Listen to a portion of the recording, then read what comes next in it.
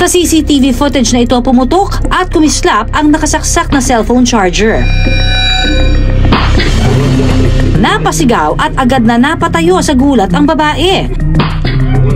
Nang suriin kung ano ang pumutok, charger pala ito ng cellphone ng kanilang anak na nabili raw nito sa kanyang kaibigan. Hinala ng mag-asawa, pumutok daw ito dahil sa init ng panahon. Mga kababayan, wala hong koneksyon or kinalaman dito yung init ng araw sa pagsabog ng cellphone charger. Dahil kung sasabihin natin na dahil sa init ng araw kaya sumabog yung cellphone charger, edi sana ang daming cellphone charger ang sasabog araw-araw dahil sa init ng ating panahon ngayon. Mga kababayan, ang kadalasan na dahilan kung bakit nasusunog o kaya sasabog yung isang cellphone charger ay dito na ngayon papasok yung kanyang quality. At maririnig natin doon sa video na sinabi ng mag-asawa na yung cellphone charger na yon ay binili ng kanilang anak sa kanyang kaibigan. So malaki ang posibilidad na yung charger na yon ay isang luma na o kaya second hand, nagkaroon na siya ng wear and tear. Kumbaga, bumaba na yung kanyang quality. At maaari din na ito ay hindi nagmatch doon sa cellphone na kanyang sinacharge. Dahil kung mapapansin natin kapag tayo ay bibili ng cellphone, isang set mula sa cellphone, battery at saka charger. So dahil hindi nagmatch o kaya luma or second hand, na hindi niya nakayanan yung kuryente na pumasok sa kanya, na dumaan sa kanya para i-charge yung battery ng cellphone, na nagresulta sa pagka-overheat at ito ay sumabog. At ang pangalawa na maaaring nangyari, maaari na yung kanilang ginamit na cellphone charger o yung nabili ng kanilang anak na cellphone charger ay isang low quality o yung tinatawag natin na substandard. Ang ibig sabihin, ito yung charger na hindi pumasa sa quality and safety requirements ng DTI. Dahil low quality at substandard, madali lang itong mag-overheat na magresulta sa pagsabog.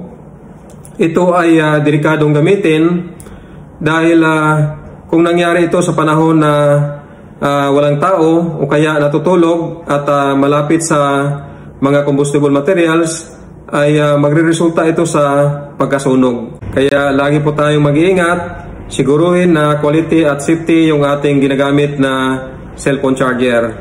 At iwasan natin na matulog habang naka-charge o kaya gamitin yung cellphone habang naka-charge. Dahil ang dami nating mga insidente na nangyari na nasabugan ng cellphone o kaya ng charger habang natutulog o kaya habang ginagamit yung cellphone.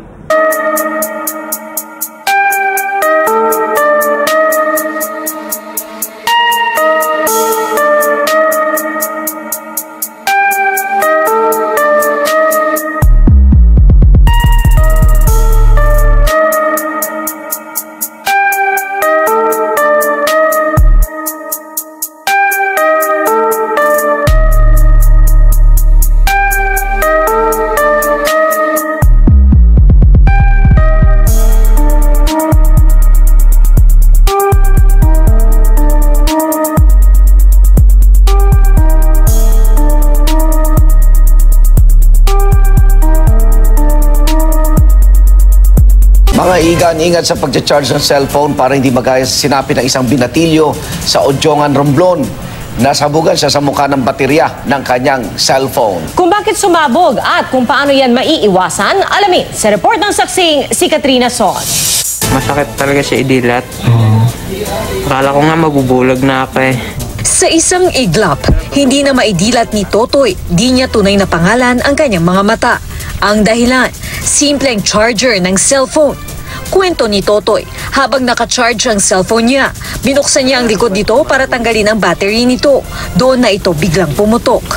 Napaso ang kanyang mata matapos tumalsik ang tila pulbos galing sa sumabog na baterya. Parang hindi ako makakita. Tapos inano ko yung mata ko, naghilamos ako na agad ng tubig. So ayun, parang makadilat-dilat ako pero parang ang hirap idilat kasi parang ang sakit. Narinig ng lolo ng biktima ang pagsabog. Tumabog, tapos lumabas siya dito na Nag-ilaw pala yun. Yan namin naman nag-ilaw daw. dalhin mo ako sa ospital. Nabulag yata ako, sabi niya. Nag-iyak na siya. Natakot. Dahil sa sinapit niya, may mahalagang leksyong natutunan si Totoy. Pag nag-charge kayo ng cellphone, huwag gagamitin. Yan din ang payo ng eksperto. Ang mga battery kasing ginagamit ng mga telepono ngayon, tinatawag siyang lithium-ion kasi napaka-efficient niya pag nag-charge ka saka nagdi-discharge siya. Pero ang problema sa battery to, pag na-puncture siya o nasugatan, highly pressurized siya, pwede siyang sumabog. Mainam na wag nang alisin ang baterya nito kapag charge. Wag din daw iiwanan na nagcha-charge ang cellphone habang nasa mainit na lugar, pati na sa dashboard ng sasakyan.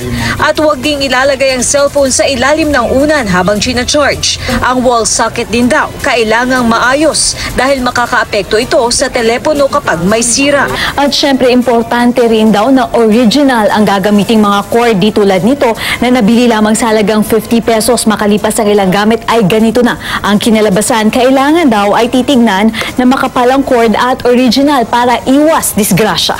Payo ni Art Samaniego, palaging i-check ang baterya ng cellphone. Kapag mali ang pagkakagamit, lumolobo ito at posibleng sasabog. Paikutin mo. Pag di siya umikot, hindi pa siya nakalobo. Pero pag ito, battery to, tinulak mo, so ibig sabihin, lumobo na siya. So delikado na yun, huwag mo na siyang gagamitin. Kaya buhay ay ingatan, sunog ay iwasan. Maraming salamat at God bless sa ating lahat.